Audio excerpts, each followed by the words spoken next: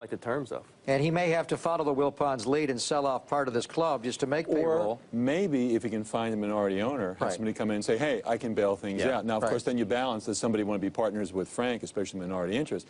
But that's a possibility. All right, next week is the final day of June, and there have been rumors that he's not going to be able to make payroll. Apparently, he couldn't make the one in April. He had to take out a personal loan.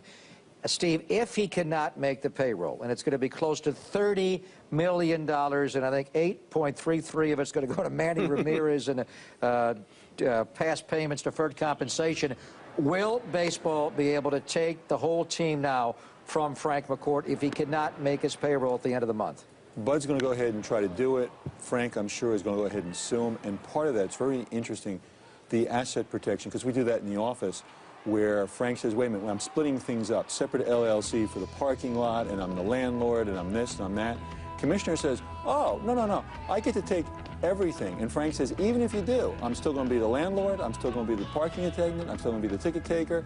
And you'll see, oftentimes lawyers will point to the same language in the contract and say, this provision says that I win, because here you have them diametrically opposed, each one saying, I can do that. No, you can't. Yeah, baseball is saying they can take the team and the ticket sales, the parking lot, and the acreage around Chavez Ravine, which is of huge value to them. Absolutely. I mean, they've been talking about building football stadiums there. This is an incredible brand, the Dodgers.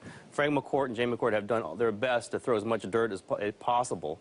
But what this is negotiations. At some point, the baseball is going to find somebody to buy that team, and Frank McCourt is going to say, here's the price I want, and you want me to quit this lawsuit, you want to quit this claim, you want me to quit here, it's going to cost you a little bit more than you think. I agree, and one thing I find really interesting, with all the money in L.A., it's amazing that other people in the dynasty, other people down there didn't step up and say, hey, but rather than have a guy come in from the East Coast Peter Goober, who ended up co-owning the Warriors, was interested in at least joining the McCourt group. So was Joe Lacob, by the way.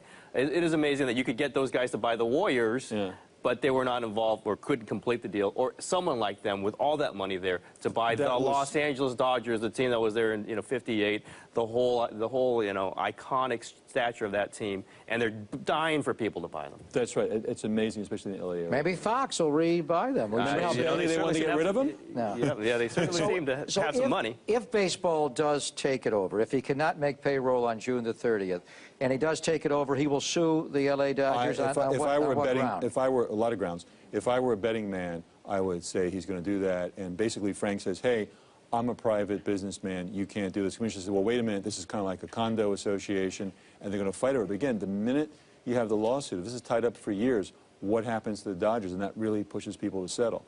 Antitrust laws, he cannot sue as an owner, but he's not going to be an owner anymore, right?